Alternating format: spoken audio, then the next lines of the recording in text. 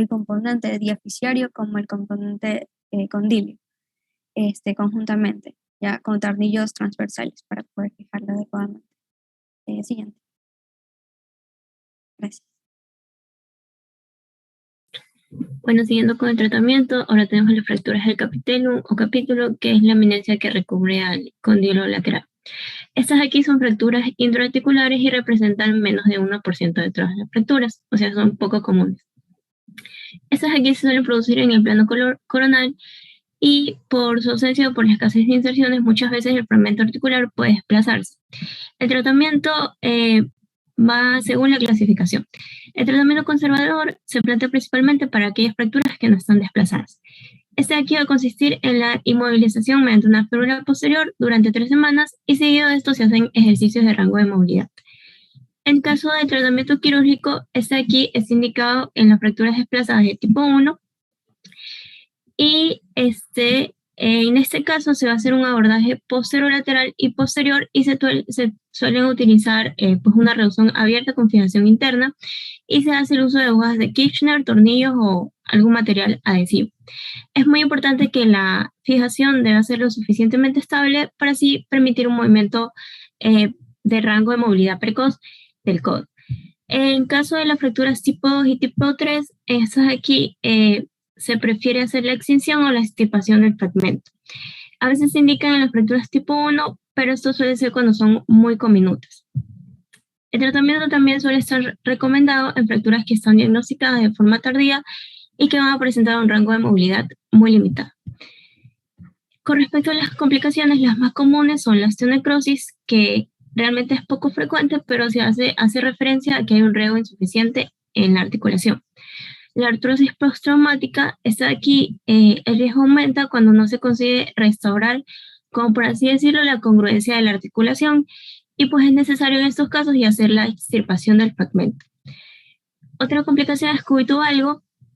Esta de aquí suele producirse cuando se hace una extinción de un fragmento articular o cuando la fractura del cóndilo lateral está asociada a una fractura de la cabeza del radio. Y se asocia muchas veces a una parálisis tardía del nervio cubital. La rigidez, esta de aquí se va a asociar más que todo a la retención de fragmentos cartilaginosos o óseos que pueden quedar atrapados en la fosa coroidea, como ya lo expliqué muchas veces. Esta parte de la articulación no tiene muchas inserciones, entonces esos fragmentos suelen desplazarse. Siguiente, por favor. Con respecto a las fracturas de la tróclea, estas también son sumamente raras y se asocian bastante a luxación de codo. El tratamiento de aquí, el conservador, también va a estar dirigido a las fracturas que no están desplazadas y también se va a tratar con una férula posterior durante 3 semanas, seguido de los ejercicios de rango de movilidad.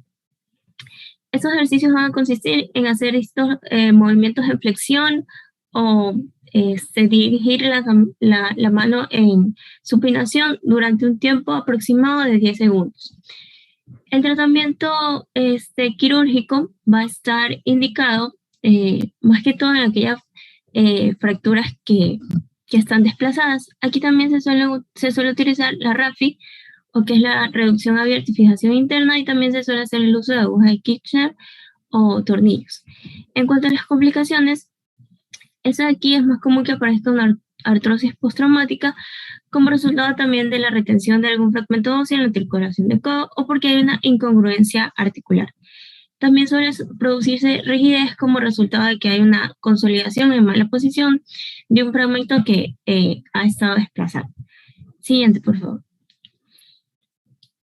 Con respecto a las fracturas del epicóndilo lateral, estas aquí también son raras y va a ser similar a los tratamientos anteriores. Y solamente se hace la inmovilización en estos casos cuando el paciente presenta sintomatología y asimismo se sigue con los ejercicios precoces de rango de movilidad. Este de aquí no va a tener tratamiento quirúrgico y la complicación más común va a ser la pseudoartrosis, que suele ocasionar un dolor continuo cada que la persona aumenta la movilidad, ya sea en el codo o en la muñeca. Siguiente, por favor. Con respecto a las fracturas del epicóndilo medial, estas aquí son mucho más frecuentes que las fracturas anteriores y son debido a que esta parte del epicóndilo es mucho más prominente en la cara medial del codo. El tratamiento para estas fracturas también es conservador y quirúrgico. En el caso de las fracturas no desplazadas o mínimamente desplazadas, pues se prefiere un tratamiento conservador y se trata también con la inmovilización con una férula posterior durante un tiempo de 10 a 14 días. Se lo hace con el atadura de pronación y la muñeca y el codo de flexión. Las indicaciones quirúrgicas relativas son aquellas en las que, por ejemplo, hay desplazamiento de un fragmento óseo, en caso de que haya síntomas originados por el nervio cubital, en caso de que haya inestabilidad de codo en valgo, y también en caso de que haya debilidad de los flexores de la muñeca o una pseudoartrosis sintomática. También se opta por hacer una reducción abierta y fijación interna frente a hacer una extinción de fragmento. Esta de aquí está más indicada cuando no se puede realizar la fijación interna o cuando se encuentran fragmentos encarcerados dentro de la articulación o es irreducible. Las complicaciones más comunes son la artrosis postraumática, que suele producirse también porque suelen quedar fragmentos óseos retenidos en el interior de la articulación. Y también otra complicación es la debilidad de los músculos flexores, que puede ser como resultado de una pseudoartrosis de un fragmento o porque puede haber una consolidación en una mala posición y ocurre un desplazamiento distal. Siguiente, por favor. Y en cuanto a las fracturas de la apófisis supracondiliar, esa de aquí, la apófisis se encuentra ubicada por encima de los cóndilos y corresponde a una protrusión ósea o cartilaginosa. El tratamiento de la mayoría de estas fracturas suele ser conservador, también haciéndose una inmovilización con una férula posterior, con el codo de flexión relativo hasta que la persona ya no presente dolor. Y va a estar seguido, pues obviamente, de ejercicios de fortalecimiento y rango de movilidad. En caso, por ejemplo, de que haya una compresión del nervio mediano o de la arteria braquial, en esos casos es necesario hacer una exploración y pues hacer una liberación quirúrgica. Las complicaciones más importantes en este tipo de fracturas es la miositis osificante, que se va a referir a un crecimiento de hueso extraóseo nuevo en el músculo como resultado de que hay una lesión, eso quiere decir la fractura. El riesgo de esta miositis va a aumentar si se practica una exploración quirúrgica. Otro tipo de complicación son las formaciones recidivantes de espolones. Esto de aquí suele ocasionar la recidiva de los síntomas relacionados con una compresión neurovascular y suele requerir en la mayoría de los casos una exploración quirúrgica y liberación, y se tiene que hacer una excisión o extirpación del periósteo y las fibras musculares que se han insertado en este defecto, para así evitar una recidiva. Gracias.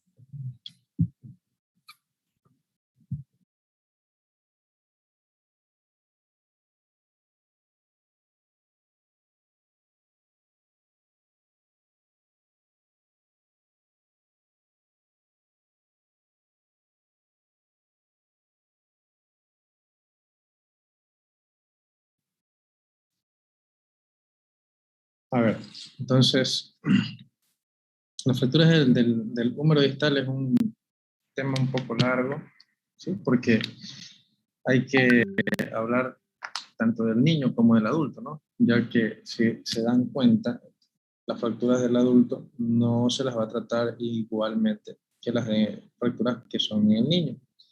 Siempre habrá que diferenciar y tratarlas de forma distinta. Si yo tengo un niño, las fracturas de la parte distal del húmero las voy a clasificar distinto a las que se clasifican en el adulto. Hablando de niño, la parte distal del húmero, estas fracturas se las encasilla como fracturas supracondiliares humerales. Y estas fracturas supracondiliares humerales, por el simple hecho de tener cartílago de crecimiento aún en los niños, se los va a clasificar de acuerdo a la clasificación de Salter y Harris, ¿no? Que ya fueron nombradas, mientras que en el adulto existen varias clasificaciones, pero la más usada en la actualidad para clasificar el húmero distal en el joven y adulto mayor y el propio adulto es la clasificación de la AO, ¿sí? Entonces, eso primero establecer como norma, ¿no? ¿Qué tenemos nosotros como puntos o parámetros en el niño? tenemos que también conocer el tiempo en el que se forman los núcleos de osificación a nivel del húmero distal. ¿Sí? Tenemos varios núcleos de osificación que vamos a verlos en distintas épocas, ¿no?, del desarrollo en el niño. Para eso nosotros, para que se nos haga un poco más fácil, nos valemos de un método mnemotécnico, que lo dijo su compañero León, si mal no me acuerdo, habló sobre un método mnemotécnico que se denomina CRI-TOE, ¿no? CRI-TOE. ¿Qué significa este método mnemotécnico? Nos va a permitir determinar a qué edad nosotros vamos a toparnos con ciertas estructuras anatómicas en una radiografía, ¿no?, en una imagen radiográfica, lógicamente. Entonces, si nosotros tenemos un niño con cierta edad, cronológicamente, tenemos que el cóndilo como núcleo de osificación que está en la parte del codo va a aparecer en el primer año de edad. Ese es de la C de cóndilo. Cuando ya vamos a ver la R, que significa cúpula radial o radio, la cabeza del radio, esa estructura va a aparecer a los 3 años aproximadamente, ¿no? Está más o menos entre los 3 y 4 años. La I, que corresponde al epicóndilo interno, vamos nosotros a verlo en un niño aproximadamente cuando ya tiene 5 años.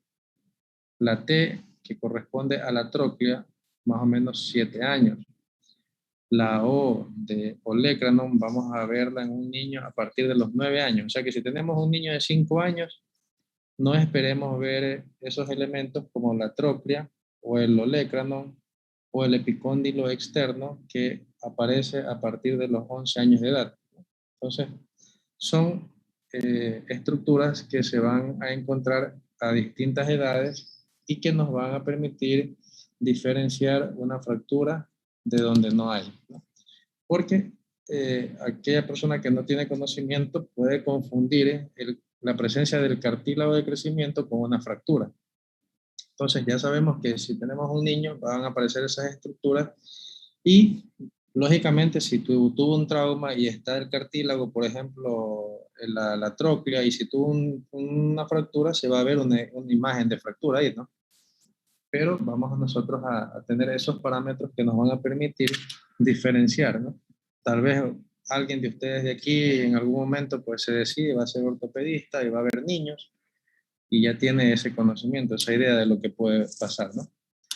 Entonces eso en el niño, mientras que en el adulto ya este cartílago de crecimiento o estos núcleos de osificación que se formaron en ciertas etapas ya se van a osificar, ¿no? Ya sabemos que en el desarrollo, más o menos en el hombre, se cierran los cartílagos de crecimiento a partir de los 18 años aproximadamente, mientras que en la mujer a veces puede ser un poquito más, 19, 20 años, ¿no? Ese es el tiempo. Entonces ya a partir de esas edades no vamos a ver nosotros cartílago de crecimiento y se va a hacer un poco más fácil en el momento de diagnosticar si existe una fractura. Pero siempre hay que tener ese conocimiento para evitar confusiones al momento de dar un diagnóstico. ¿Ya? En el adulto, cuando estudiamos el húmero distal, en cambio, lo estudiamos como pilares, ¿no? Como columnas. Tenemos una columna externa y tenemos una columna medial. Y en medio está lo que corresponde a la tróclea, ¿sí? Que es lo que conforma esa estructura a nivel del húmero distal. A nivel de la columna o pilar interno, nosotros nos encontramos con el cóndilo interno y con el epicóndilo. A nivel de la parte externa nos encontramos con los cóndilos y el epicóndilo externo. Y en la parte transversa está la tróclea como tal. Esta tróclea es la que va a permitir articularse con la cavidad sigmoide mayor del cúbito, ¿no? Y va a originar lo que es una articulación. ¿Qué tipo de articulación es esa, Yang Leong? Troclear. Es una articulación troclear o una bisagra, ¿no? Que nos permite dos tipos de movimiento, un movimiento de flexión y uno de extensión. Entonces nos permite dos movimientos de ese tipo de articulación, por lo tanto es una articulación móvil, es una diartrosis, es una articulación móvil que tiene pues su cartil, su extremo articular, que tiene su sinovial, que tiene todas las estructuras que permiten la movilidad. Eso es en relación a la articulación. Aparte, tenemos que esta estructura no solamente se articula con el cúbito, sino que también tiene una articulación con la cúpula radial, ¿no? O sea, tenemos otra articulación, que es el cóndilo con la cúpula del radio. Y eso origina la articulación húmero-radial, ¿no? Esta articulación, en cambio, es una trocoide, es otro tipo de articulación, ¿no? Que permite movimientos rotacionales, ¿no? Cualquier fractura que afecte a la zona del codo, entre esto, lo que es el húmero distal, que se lo encasilla dentro de las fracturas del codo, puede afectar en algún momento lo que es la movilidad. Si no se realiza una reducción adecuada, se va a ver afectado posteriormente la movilización. De allí que la mayoría de las fracturas, por muy bien reducidas y muy bien operadas, que el paciente quede, igual puede llegar a evolucionar con algún grado de rigidez en la movilidad, ¿sí? Se puede afectar la movilidad en ciertos grados. El arco de movilidad puede verse afectado y de repente el paciente puede estar con una dificultad para la flexión total y llegar tal vez solamente ahí, y de repente a la extensión solamente ahí y no extender. Por eso a estos pacientes habrá que inmediatamente, después de haberlo operado, hay que mandarlo a que haga rehabilitación. Terapia física es lo más importante. Mientras el paciente se lo movilice lo más pronto, ese paciente tal vez recuperará su función. Tal vez no en un 100%, pero tal vez llegará a un 95, 98. Personas que hacen una rehabilitación muy activa y precoz pueden llegar al 100% y no verse afectado ningún grado del arco de la movilidad. Entonces, eso es lo que se pretende en todo paciente con una fractura que debe ser operado inmediatamente. En el caso de los niños, ya les dije, ¿no? Su cirugía va a ser distinta, no va a ser con el uso de materiales de osteosíntesis como una placa o otro tipo de material, ¿no? En los niños el tratamiento que se realiza es mediante el uso de clavos en los niños, ¿no? Debido a que ellos tienen cartílago de crecimiento, siempre se tratará de evitar dañar ese cartílago de crecimiento. Si uno coloca algún material que sea como en el adulto, va a provocar daño en el cartílago de crecimiento. Y se puede quedar ese cartílago dañado y no va a seguir creciendo esa extremidad. Entonces se queda bloqueado el crecimiento. Por ese motivo es que se trata de usar clavijas que van a solamente entrar por un punto y no afectan mayormente al cartílago. Perdón un ratito.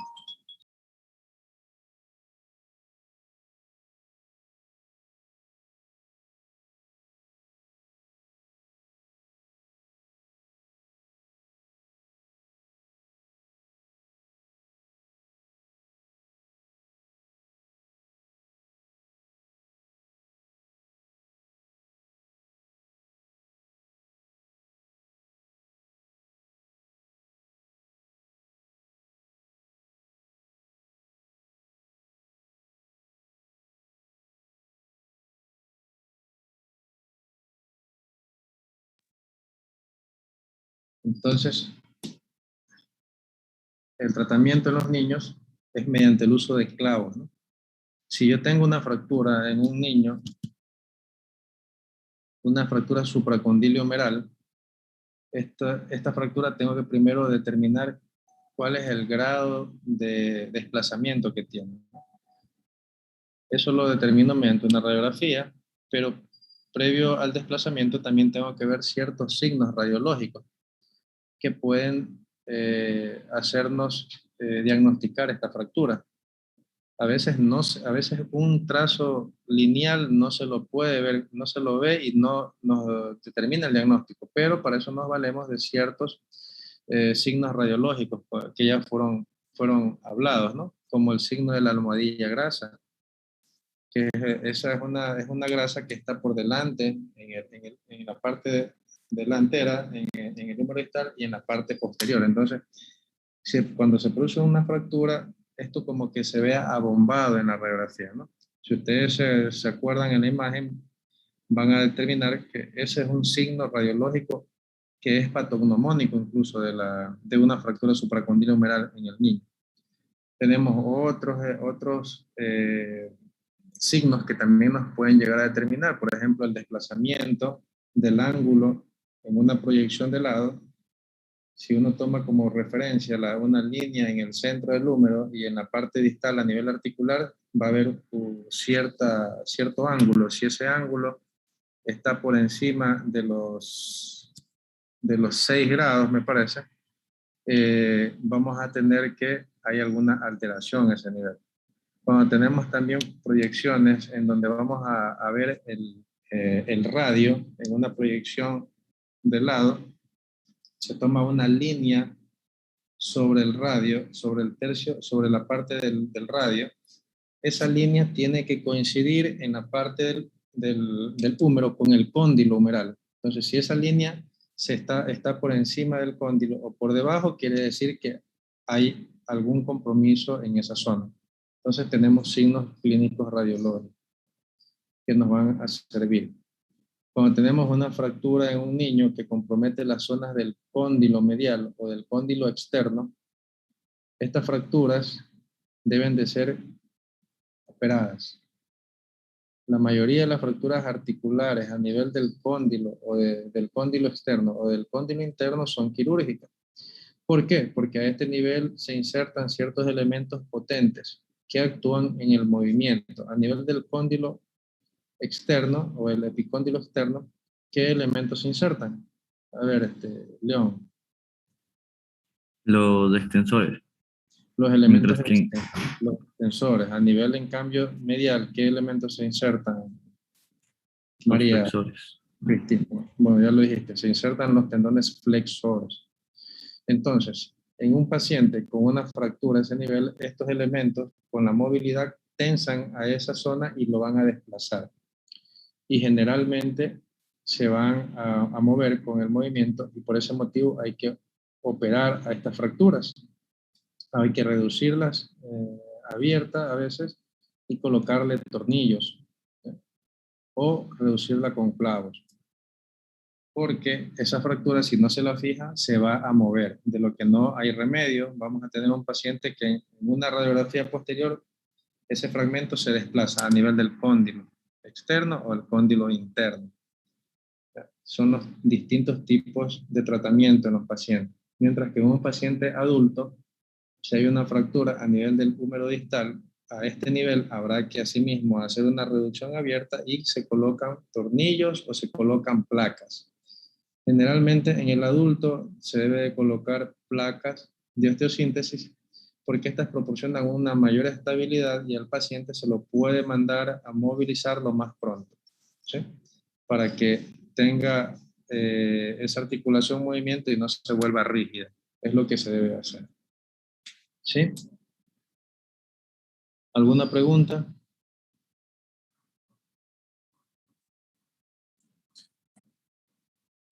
Doctor, ¿al cuánto tiempo de operado se recomendaría ya que empiece la terapia del movimiento? Operado, se le tiene que decir que debe moverlo más pronto. Una vez que ya ceda la inflamación propia de la cirugía, de repente posterior al retiro de puntos, que será en unos 8, 10, 12 días, se le va a mandar a hacer ejercicios un poquito más ampliados, pero inicialmente el paciente, una vez que se lo opera, va con un cabestrillo y se le dice que tiene que movilizar, hacer algo de movimiento suave para que no se vuelva rígido.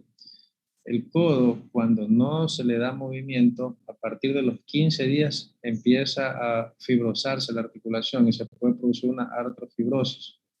Entonces es necesario que ese paciente mueva lo más pronto. ¿sí? Y ya con la rehabilitación, pues un poco más. Claro, siempre con los cuidados. Tampoco no se le va a decir que vaya a movilizar completamente porque puede ser que se aflojen los tornillos, la placa y se pierda toda la reducción. ¿Sí? ¿Por qué? Porque las fuerzas musculares son mucho mayores a las fuerzas que tiene la placa. ¿Sí? Un movimiento brusco puede hacer que se rompan los tornillos o puede hacer que se rompa la placa. Entonces hay que hacer las cosas pausadamente. Se va de a poco. Primero movimientos pasivos, después ya movimientos un poco más activos. Normalmente las fracturas a nivel del húmero distal deberían de estar consolidando entre 3 meses, aproximadamente 12 semanas a 16 semanas. Es el tiempo en que más o menos nosotros pensamos que ya esa fractura debe estar consolidada. En el niño, las fracturas en cambio consolidan más rápido, más o menos 1 mes y ya está pegada esa fractura. Imagínense, hay niños que tienen fracturas y recién los están llevando a los 10 días, a las 2 semanas a una consulta cuando ya está pegado. Entonces uno tiene que hacer una incisión, abrir todo, ir a la fractura y a veces uno tiene que coger y sacar todo ese hueso que se ha formado para reducir la fractura y ponerla como era antes de que se fracture. Entonces, por ese motivo, deberá de operarse lo más pronto. Si es un niño, mucho más rápido, porque esa fractura consolida más rápido. Ese hueso es un hueso esponjoso que va pasando los días y se forma, se hace una masa. Entonces, es necesario operarlo a los niños. Los niños, cuando nosotros vayamos a un hospital pediátrico, ustedes van a darse cuenta que la mayoría de los niños llegan con fracturas supracondílea humeral o fracturas del radio. Esas son las fracturas del día, lo que prácticamente llega en todo momento. Entonces son muy frecuentes y ya estas fracturas deben de ser ingresados y operados cuando el paciente tiene eso. No darle tiempo. Eso sería lo más importante. Un breve resumen de todo lo que han hablado. Tenemos... Tengo una pregunta. O sea, es que usted había mencionado una vez que en los pacientes que son jóvenes, cuando se veían las fracturas del adulto mayor, que en los adultos mayores ya no era necesario remover la placa, pero en los jóvenes sí, dependiendo de la actividad física que realizara. Ahora, en los niños, ¿se debe remover luego de que ya se consolida la fractura, se debe remover la placa o no? ¿Permanecen con esa placa allí hasta que crezcan? Como yo les comenté, en los niños el tratamiento no es con placa. En el niño el tratamiento es mediante una reducción y la colocación de clavos, lo que se denomina osteodesis. Cuando yo fijo un fragmento óseo a otro fragmento y le paso un clavo, es una osteodesis. Y esa osteodesis generalmente se la hace percutánea, ¿sí? Se pasan los clavos de afuera hacia adentro. Y esos clavos se los retira aproximadamente a las 3, 4 semanas, dependiendo la edad del chico. A medida que el niño es más pequeño, el retiro es más rápido. Si un niño ya es un poquito más grande, a veces después del mes, ¿sí? Entonces los clavos deben de ser removidos porque el clavo es percutáneo.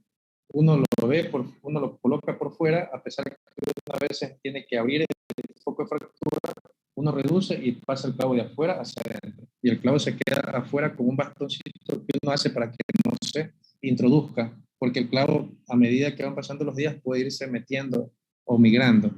Entonces se hace un bastón en la parte distal, se le hace un doblez para que si se llega a meter, no se vaya a introducir totalmente. ¿Sí? Entonces, los clavitos en los niños se deben de remover porque están por fuera y si no se los remueve se puede producir una infección en la zona de entrada del clavo. ¿Sí?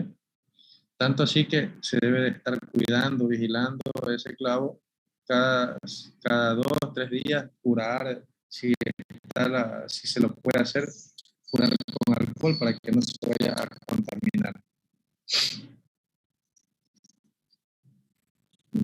Doctor, disculpe, una consulta también, por favor.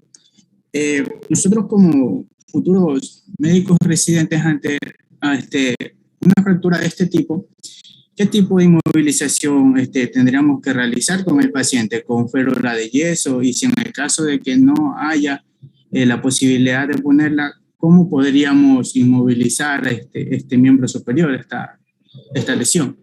Ya, si hay una fractura, hay que inmovilizarlo, ponerle una férula braquiopalmar.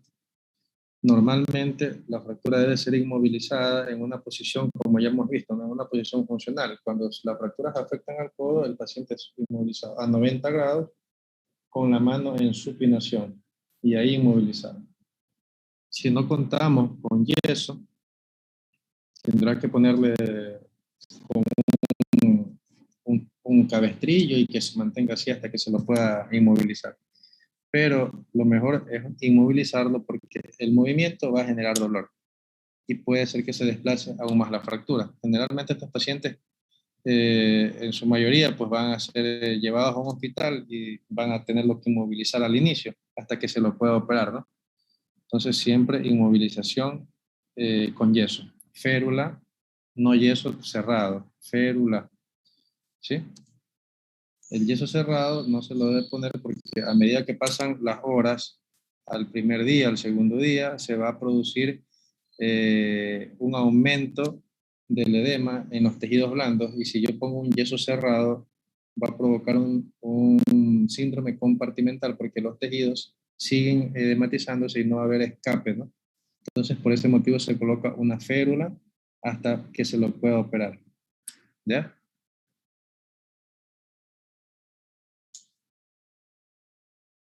Listo, tenemos la otra charla para continuar, si no hay más preguntas, para ver la charla que continúa.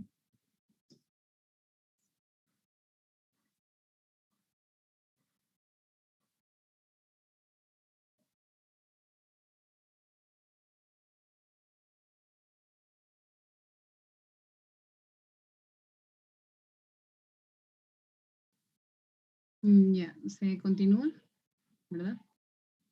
Buenas tardes, doctor y compañeros.